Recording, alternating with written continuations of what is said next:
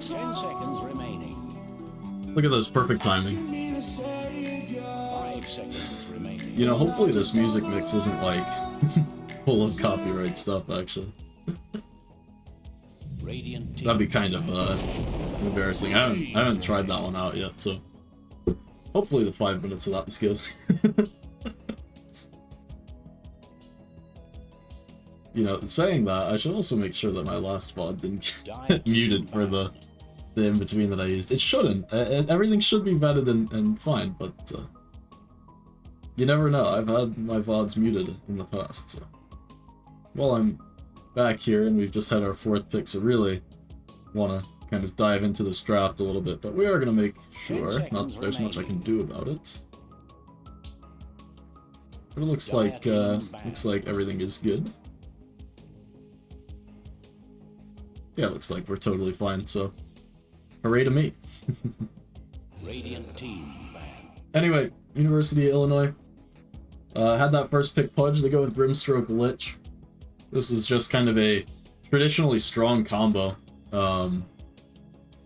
Grimstroke Lich, obviously, you get the Soulbind plus the Chain Frost, lots of magic nuke coming out. But you also have the idea of this Soulbind into the Sinister Gaze, which, as the 2-hero Fear, can be just incredibly powerful. Wraith King also has been traditionally, you know, kind of a carry for the last long time. Recently, we've seen the resurgence of offlane Wraith King with this improved Aghanim Scepter, kind of delaying the death of all your allied heroes. And it's actually been very strong, and this hero in the offlane, and I shudder to say it, can pick up an item like a Radiance and be a very annoying teamfight presence. So, with the improved skeletons, you can get the skeleton talent, you're actually a pretty good pusher as well. You can farm jungle creeps very fast. You fit this kind of idea of the tanky meta. 5 seconds remaining. I'd be surprised to see this as a carry here. I'd expect this to be the offlane, and they're going to last pick up either a mid or a carry. Meanwhile, RIT go for that Warlock Avenge, a very potent support duo. Invoker, one of the more contested mids so far at the International. Razor, Lifestealer, heroes that we don't see a ton of. Razor picked definitively because of this Wraith King, so they're expecting it to be a carry. I really don't expect that, and I think University of Illinois could pick up a ranged hero here, a ranged carry perhaps, and be very strong. Gotta scan my bans, but a hero like a Muerta here would just be very, very powerful, and, you know, Muerta deals a lot of damage.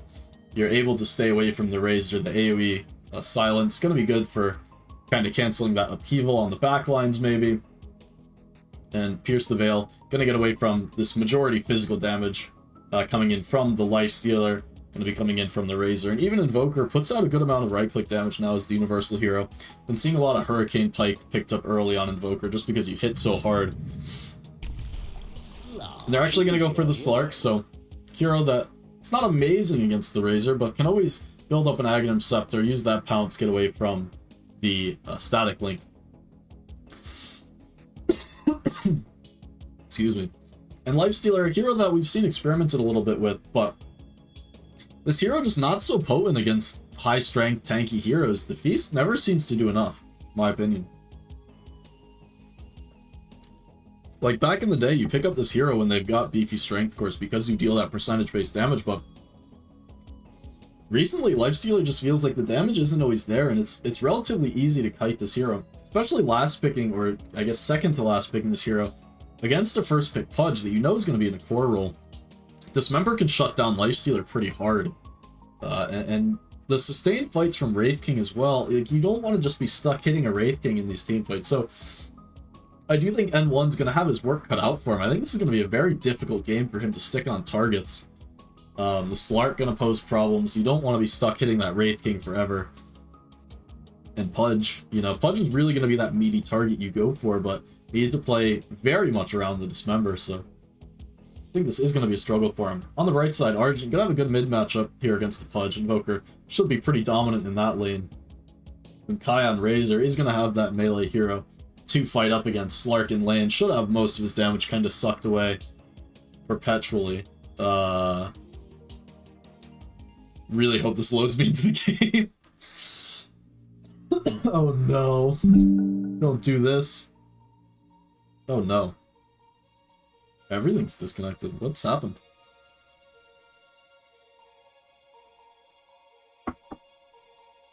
What has happened?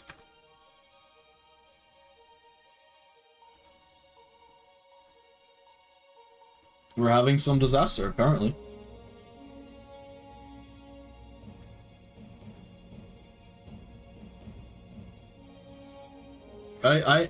This is gonna make me mauled continuously.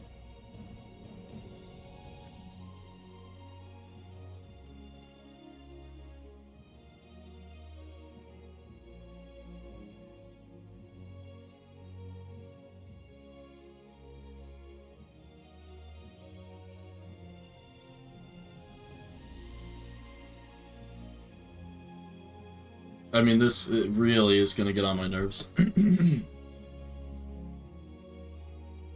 We'll be back into the game as soon as we can be. We'll just run into some network issue.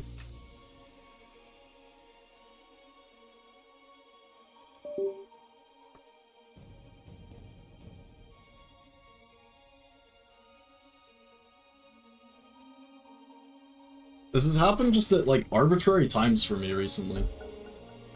I don't know what causes it. I really don't. I do apologize. It's something that should be fixed in the coming weeks. It's just, you know, doesn't make me happy, let me say. Should be back now. Missed the pre-game, but looks like it went 2 runes apiece. So we're gonna claim that we missed nothing. Looks like every hero's full HP here, every hero's fine. Dropped for what? A minute and 30, a minute 40, something like that. So apologies for that, but should be back into the game, so let me know if we're having continuing issues and I'll continue to resolve them as they come up, but like I said, something that should be fixed, you know, going forward in the next couple of weeks, but something I have to work around for now. Anyway, back into the broadcast. I did say Argent should have a pretty happy time here against Aftershock, and we're seeing it with some of that early harass coming in, so I'm gonna look for Invoker to really win this lane and continue to bully the Pudge as time continues to go. Down bottom, we're gonna see the supports trading off, Blood Grenade even tossed out, and Warlock level 1 with that Fatal Bond's not gonna be able to stand up to the pressure, but just a good trade, and ahead on regen as well there, so nice trade for the side of RIT. And if you're just joining us, lanes in game number 1 were very tight, very tightly contested, so we ended up having pretty much the most even lanes that we've seen to date in the NACE season, so looking to see RIT continue to keep up that pressure in lanes, especially Kai. Pretty good matchup here against the Slark. Saw a smoke mistakenly popped in the back, but good Art Frog. No one saw that, right? Not too impactful, just a little bit of lost gold there, but not gonna make a huge difference. But yeah, you can see it in the early waves. Kai are gonna be very, very happy here, and if they can ever establish the lane in a good position for themselves, RIT will be in a pretty dominant position in this lane.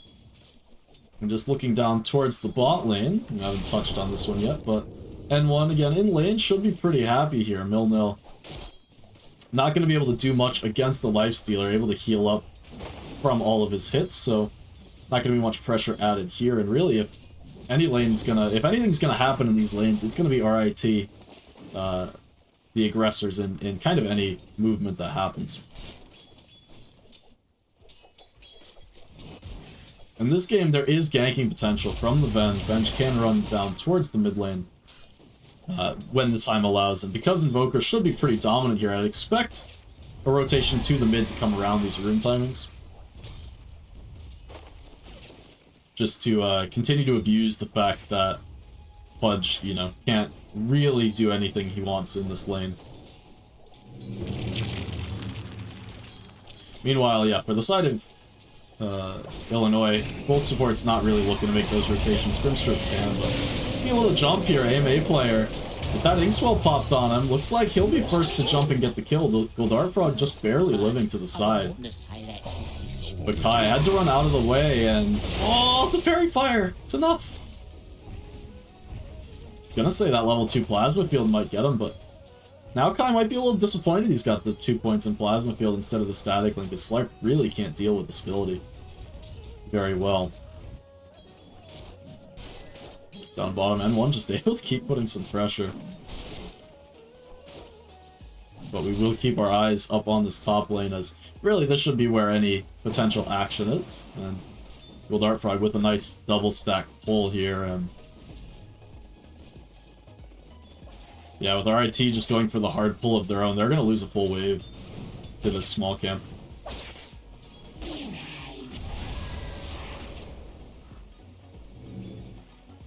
This Gold Frog, yeah, thought about channeling up, but gonna have to drop it for now. And RIT gonna have to settle for farming up this small camp, make sure that it's not available for future pulls. In the mid, I do believe we saw both water runes. No, they did grab the water runes eventually. I was gonna say, neither of these heroes really cares too much about the water runes, but Aftershock did go for the bottle, so he's gonna take his, and Invoker gonna go across and make sure he doesn't get both for himself. Pudge with that hook able to go for him, and up top we saw another jump. AMA player this time bit off a little bit more than he could chew. So the full Static Link did come out. Kai skills up that Storm Surge, thinking about chasing down Gold Frog, but not going to get him again as he escapes on a sliver. But still a nice trade going to come out for RIT there, as they'll be happy to take down AMA player any way they can. Lane's going better for them this game, as all 3 top CS heroes and 10 denies on the mid.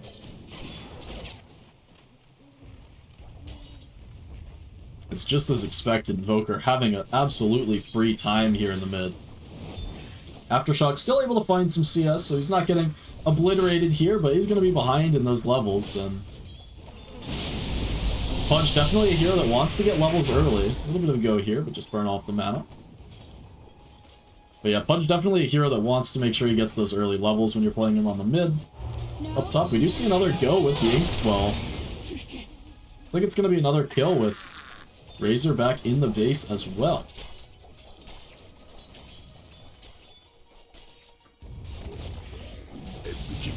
N1 was low as well, but fine on the side of the tower. Just going to farm up some skeletons. And has a big wave pushing him here. He's actually going to struggle to farm this. Milnil just levels to 5 here. And N1 so low, it's going to be hard for him to tank these creeps. Generally, this is the last problem you'd think a Lifestealer would have, but have to be a little bit careful of the pressure. Now Wraith King has gone away, so able to farm a little bit more securely, and just fine farming under tower. Double damage was secured by Aftershock, able to use that hook to grab up the runes, and RIT again not putting much attention there. Should be able to purge it off with the tornado if he wants, but Aftershock not really able to kind of click anyway, so Argent feels no need to waste the mana for that, just going to be content to farm up the creeps as they push in, and another go top. Gary's going to trade out for each other as Kai did go down first. Twistor lost vision and guesses wrong with the Wave of Terror there.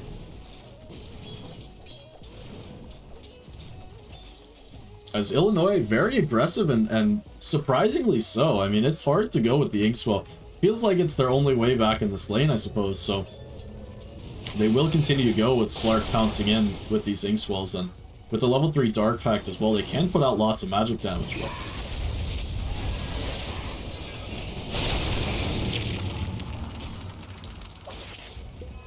that's more what I'd expect to happen, so I suppose Kai just falling low eventually, starting to burn through some of those raindrop charges. I do have to wonder if he wouldn't prefer to have another point in the Static Link in this lane against Slark. Feels like that would just make AMA players' lane just disastrous. I mean, I don't know how you can farm with the minus 72 damage. Wisdom Rune gonna be grabbed up late, but better late than never.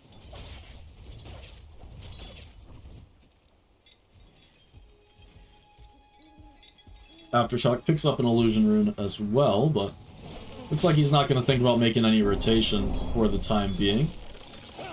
Oh, hook just off the mark.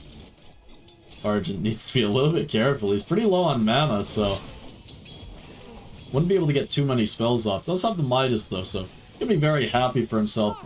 52 and 20 denies. Meanwhile, Milner with 19. Just making the lives of these enemy heroes so sad. And we do see more kills up top and bottom.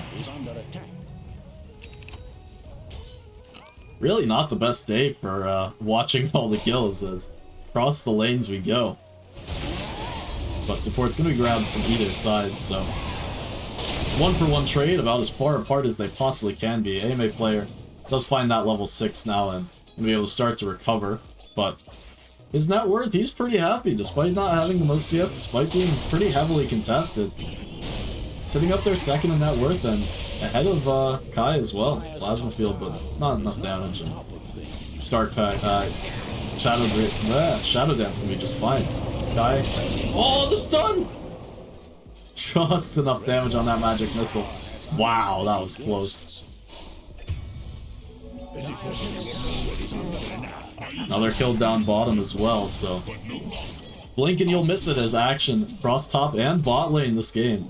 See Milnil going for the armlet this game. I do think, and this is the trend that I kind of am scared to say, but it seems like Midas is kind of the play. I mean, if you're not going to go Radiance here, I think you might like to turn this gloves into a Midas if you can get away with it. Just because scaling into the late game seems to be kind of how everyone wants to play now, so very tempting to turn Midas in as well and just, you know, continue to get your farm up, but Milno has other plans. They want to go fast and hard early. Slark working on Diffusal Blade as well, so no Midas for him. And Kai bringing out the ult build with the Falcon Blade. This is another hero that I wouldn't have been surprised to see an early Midas on, as we do see 4 heroes brought up to the top lane. Argent here, Invis as well. AMA player, gonna see the Ghost Walk effect, and that's gonna spoil the gank. Radiant's middle tower is under attack. So a little bit of wasted time there, as Aftershock is gonna make the move up as well with the bottled shield rune. Does pop up that shield rune, ends up losing a bottle charge because of it as he picks up the bounty after the fact. And RIT thinking about putting a siege on, but careful from the south. TP's coming in as well, and there's going to be a party here from Illinois as AMA player going to lead it off onto Kai. Kai falling low, but able to run his way away. Gets the static link off, but the Inkswell eventually looking to take him down, or as he tries to run away, the Chain Frost does come in, takes him down. Poker goes down to the side as well, and Aftershock going to clean up a second kill with Wistor, make it a third as Warlock goes down as well.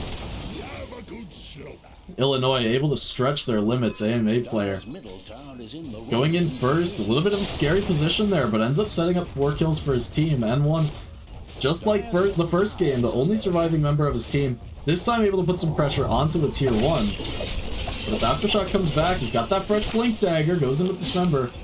Infest there, gonna go turn for Supa instead. He gets the rage off, that's gonna be a freebie. He's gonna go toe-to-toe with Aftershock. This time looks like he's losing as the tower helping out, but Kai here and the RIT squad in to back him up. Argent as well, and looks like Kai gonna claim that kill onto the Pudge. Well, Darkfrog now in trouble, has to run away, but can Brimstroke really get out of this?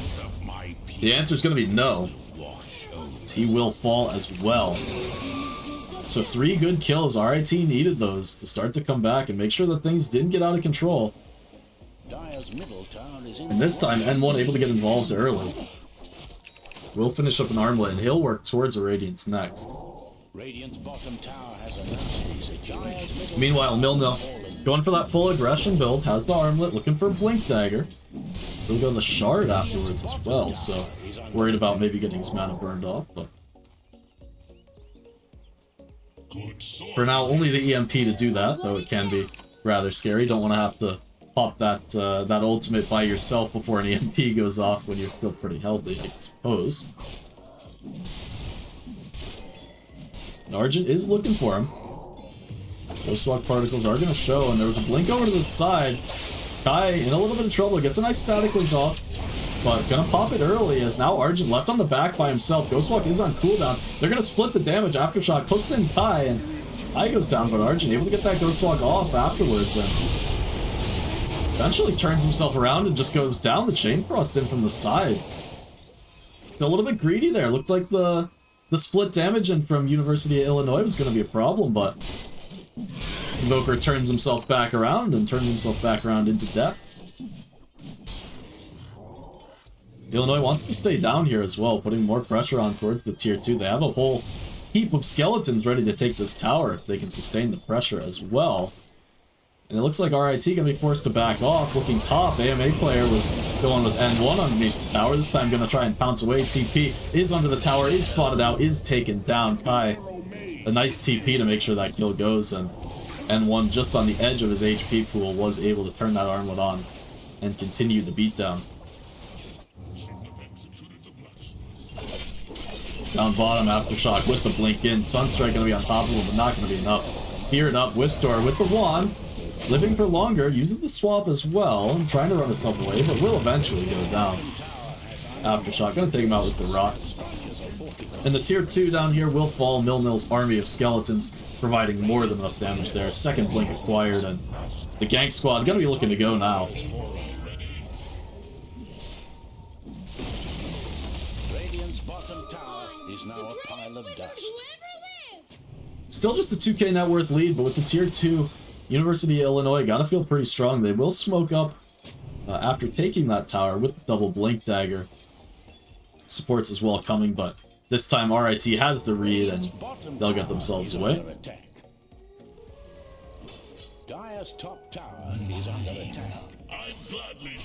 AMA player, Diffusal Blade ready, is going for that recovery Midas. So not necessarily your traditional order, but you'll get there in the end.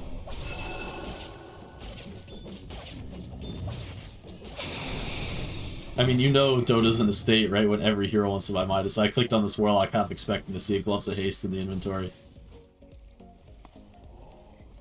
Venge I didn't so much expect to see it on, but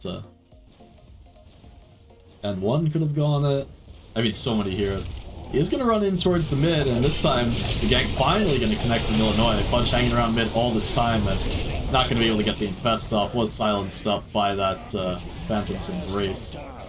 Never remember the name of that spell, just because I think of it as the dumb projectile silence. AMA player gonna look for the split heroes. RIT did stick 3 in this top while they TP'd mid to defend. Golem gonna be dropped on Aftershock to try and cancel out the chase. Nice upheaval on the back as well. The AMA player able to purge it off with the Dark Pact. Now in a lot of trouble in front, and his team slowed down by the upheaval, and now they're in trouble. Aftershock with the hook across, but is it gonna matter? Soulbind on 2, and yes, it absolutely will. Double kill there. Actually, cancel that as he only picked up one of them, and now Argent's sticking around too long. The blink back across from Aftershock takes him down as well. Warlock Golem trying to wreak some havoc on the backside, but the slows are out. Goldart Frog on the run, and will eventually take down this Golem as Milnil makes the run across.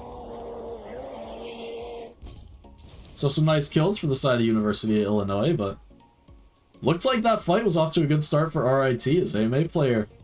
Sure, you're able to jump across the upheaval. Sure, you're able to purge it off and start to hit into heroes, but the rest of his team not able to do that, stuck in the upheaval, and he got taken down first, but it didn't matter. Hooked through, and they had the damage with the Soulbind. N1, we did see him change his mind. No longer going for that Radiance. He will be headed towards a Desolator, and really all-inning on this kind of early timing, because Clark has that recovery Midas, and it's being delivered to him now, so Yukare, Yakre, in some trouble. Looks like he'll be clicked down, and Spirit actually killed off him, so he'll be fine. Meanwhile, Kai has a big static link off Aftershock, but see what he'll be able to do with that is he does get hooked down to the low ground and trying to run his way away, but being ticked down by the Rot, and actually grabs the kill on the front. Stupa able to get away on the side, but N1 claims an extra kill on Goldart Frog, and Milnil now in some trouble, gets the blink out of the Ghostwalk, and they won't chase for any more, so will escape with his life. It's a messy fight there, and University of Illinois splitting their damage again. This time leads to the death of their mid-pudge. Just barely, but RIT will certainly take it. Radiant's top tower is getting walloped. But I need so much more. Argent working on that Hurricane Pike, and will be nice for him to be able to get away from the Pudge should he get hooked in. And it's still so crazy to me. I know it's been a long time since Invoker became universal and all, but seeing Invoker go for this like right-click style stuff, early Hurricane Pike, I'm not used to it. I mean, trying to channel up with a full inventory, so confused why he's not getting the Lotuses there, but don't worry about it. We did hear an Infest across in the mid lane. Kai carrying that Life Stealer. Desolator was completed, so Kai gonna be on the hunt here. He is a little bit by himself, but channels up the Watcher. He's gonna hit the scan. Still support's isolated on the back. He's gonna find AMA player on Kai. Infest is ready, gonna finally pop out, but the Shadow Dance is out, and now 2 cores against 4. Aftershock in a little bit of trouble. They are together, and one trying to go toe-to-toe, but he's gonna pop, and with no rage left, there he's gonna go down. Kai now stuck in trouble, and on the backline, we did see the supports controlled by Nil, so Kai actually takes down AMA player? What happened there? I looked away for a second. I guess he got enough static link and just got the kill. Meanwhile, fight not over yet as Nil gonna go take down Argent. Did see the Warlock roll and pick up an extra kill there, but what can you do as a Grimstroke? You get clicked a couple times by that thing and you just go down. Still a nice fight for the University of Illinois. I'm more surprised the AMA player went down, but can't click on the death summary. Oh. I see it? No. Whatever. What can you do? It was on the screen. You all saw it. I don't have replay. I'm gonna assume he just got static linked and clicked a little bit too hard by Razor. That Mantis Style complete. He does some damage. But University of Illinois, very happy through this game. 7k net worth lead here, 20 minutes in. And that lead should continue to extend. Midas was completed up on Slark, and AMA player going to continue to be strong. Meanwhile, Nil just pumping out damage in these fights, and an absolute beast. Top net worth in the game. He's working towards a BKB as well, so looking to create even more havoc. But Nil absolutely played that last fight well, by the way. Something that was off screen, but something I did manage to kind of mention, is he was in the river controlling those RIT supports, and by taking the Radiant supports out of the fight, it very much isolated the RIT cores on the front of the fight, so they dropped the Infest Bomb, but able to be controlled, and without that sequence breaker of the swap, without having the Golem come in, without a good Fatal Bonds, it's very hard for these RIT cores to just hit into people. They need other heroes to control for them. Right, Kai isn't jumping on the front stunning people. Sure, he's creating some chaos, but he's not gonna stop the Dismember. He's not gonna be able to allow his Lifestealer to hit, and kind of the same thing for Lifestealers. Just not in a position. He doesn't have that Basher. He's not gonna interrupt anything, so if he gets controlled, he's got one rage and that's it. And meanwhile, we're missing a kill in the jungle, as this is a very big one. Argent just goes down.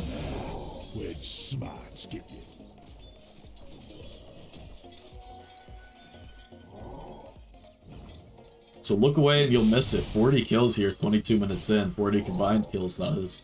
This AMA player gonna be a little bit aggressive here. Just walks up the triangle. Guy gets a small link on him, and that could set up a nice fight, as they're already missing Invoker. Milnil just gonna run forward looking for those supports.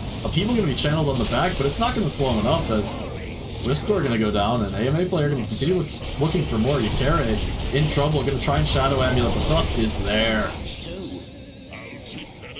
3 more kills for the University of Illinois, and they're gonna look to put on some pressure. They're gonna knock on the door here. Tier 2 about to fall. See what they want to go for now as well. Again, Roshan could be on the menu. Desolator in hand as well, so gonna have a pretty easy time taking that one. And now, top 3 cores have been achieved. University of Illinois, very commanding position in this game number 2. looking to close out the series in style.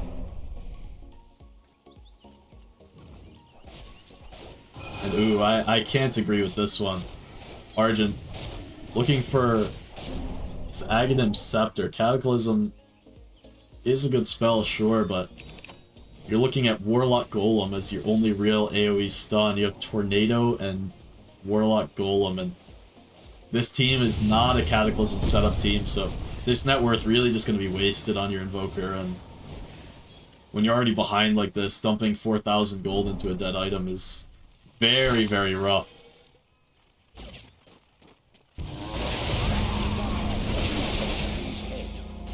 Notably, is missing that urn as well. No Spirit Vessel on Invoker, and hard to play around here. Did see Roshan go down in the meantime. Isn't well at the moment. Got a little bit distracted myself by seeing that Aghanim Scepter in the Invoker inventory. Kept me on that top side a little bit longer, but was obviously going to go uncontested, right? University of Illinois now ready to knock on the door. They want to send the RIT heroes back to their base. And Milnil will just head straight up. They're going to force out some TPs if they have them on the RIT side, as they should. That's a very aggressive TP from Razor. Kai in front, sure, he's got the Infest Bomb, but there's only two heroes here. Soulblind and the Chain Thrust stumped out. Razor dies too fast for it to really bounce around, though, but... And one stun on the back. Skeleton's doing the work, even though the hook takes Milnil out, and... It was planned the whole time. Aftershock now going to jump in on the back, and this game looking all but over as Aftershock with the Ags doing the rot damage, takes another. AMA player took the support on the side as well, and Invoker gonna be your last casualty. Hooked up, dismembered up. More kills for Milnil, and bottom tower gonna go down, bottom rack's gonna go down, and bottom game gonna go down as game number 2 should be the last one of our set.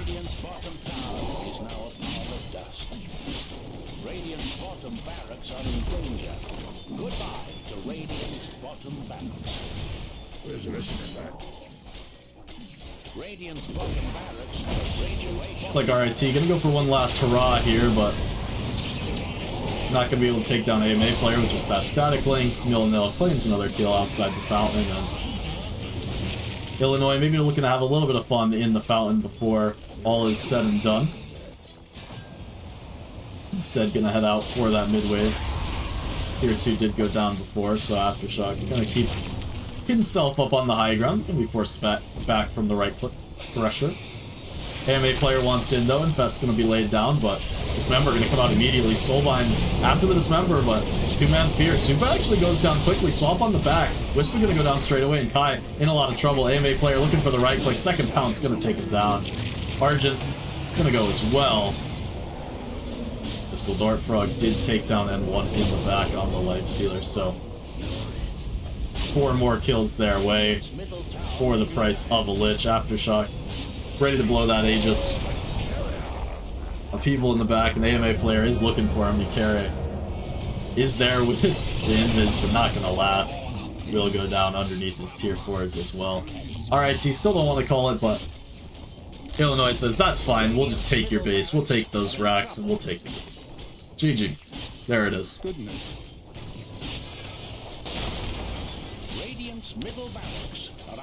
Goodness is right. Very clean game from University of Illinois. Nice win for them.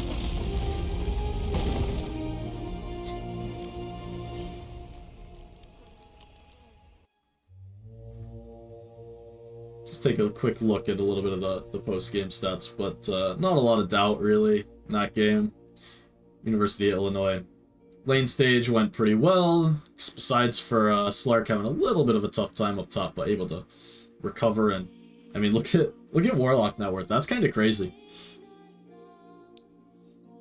Like 1,000 gold at 10 minutes is very low. But yeah, never a doubt, really, never a doubt. So still a very nice game. I mean, it's a lot of fun to play these games. What can I say? RIT. We're the underdogs, but played the lanes very well in both games. I'm actually pretty happy with how they handled that. Obviously, as a team, could kind of build these mid-game fights and these mid-game timings a little bit better, and just kind of have a more thorough understanding of what construction they might want to achieve out of the fights. But overall, very, very capable in lane. So I think if they put together some of that team fight, some of that ideas of playing together, how to play and where to go, I think they can abuse some of this lane timings and not get snowballed so much. I think it's just a little bit of, it's simply put, it's a little bit of an outplay from University of Illinois, but they're the higher skilled players, and, ultimately that's what they're looking to do. Pretty coordinated from Illinois. They looked very strong. They looked comfortable on their heroes as well, and, we did see a little bit of weakness come out from them. AMA player, especially this game too, on the Slark, jumping out a little bit, maybe overconfident. And you see it sometimes when you get these heroes that are able to maybe do things others can't. So, and I touched on jumping through the upheaval. His hero can do that. Other heroes on his team cannot. And, a little bit of overconfidence, maybe forgetting that your team's not always going to be able to follow you. So, need to rein that back in a little bit if you're University of Illinois. Make sure that with these leads and when you kind of roll these games so fast, especially coming off game 1, you played really well, you took an early victory, make sure you don't go into game number 2 overconfident.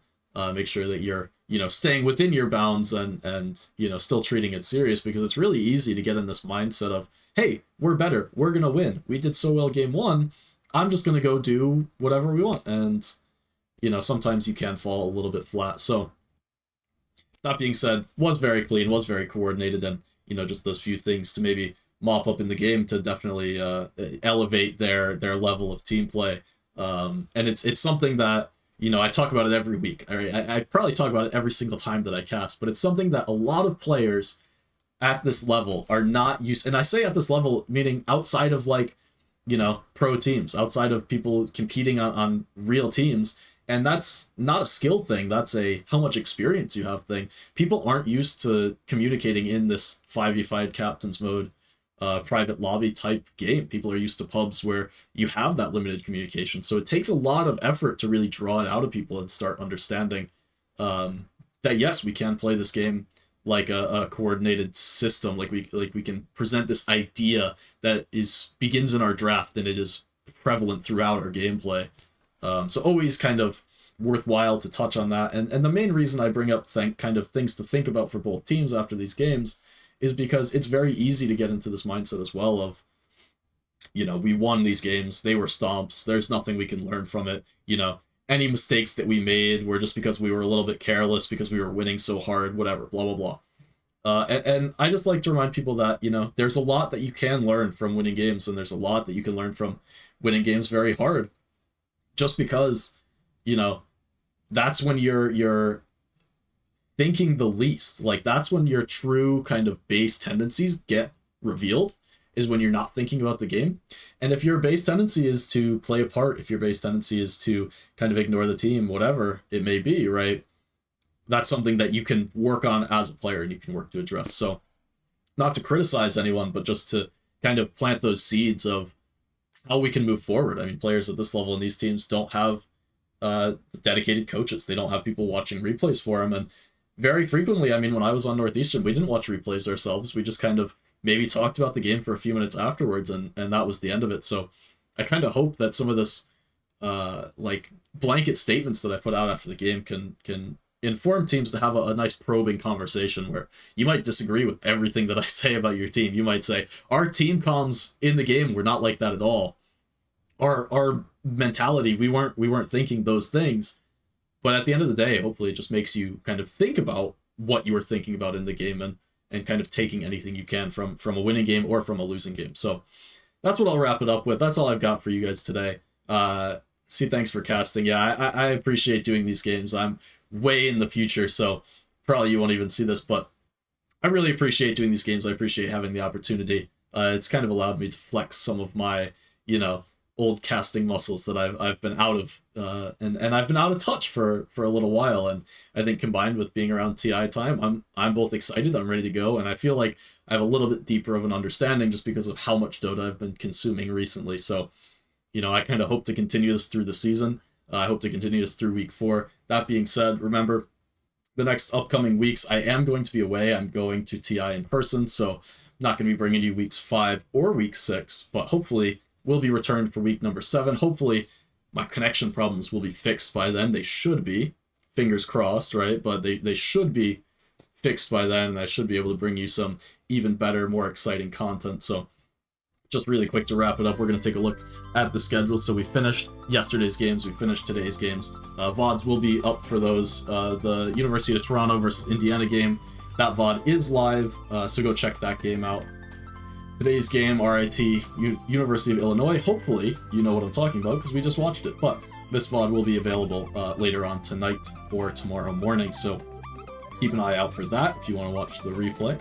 And then upcoming on Wednesday, you know, kind of placeholder, but also kind of realistic. Most likely we're going to be handling Georgia Tech versus Mississippi State, and then UCSD versus the other University of Illinois team, which, by the way, University of Illinois guys, I didn't know that you had 2 teams until last week when I was putting together my schedule, because one of those teams is in the East Coast and one of those teams is in the West Coast. So how cute would that be if we could have University of Illinois win both sides of the bracket, the East Coast and the West Coast? And if that does happen, I want to see the 2 teams play each other at the end of the season. So that is my pitch to you, is let's make it happen.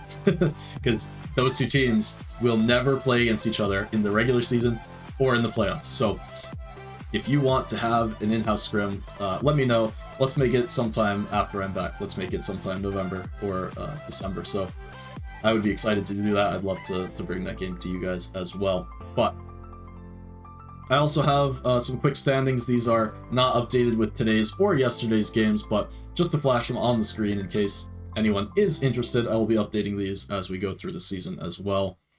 This game brought to you from the East Division. Yeah, I mean, I don't have too much to say about these other than, you know, keep doing what you're doing. Georgia Tech, very strong team, most likely going to be top of the East number 2.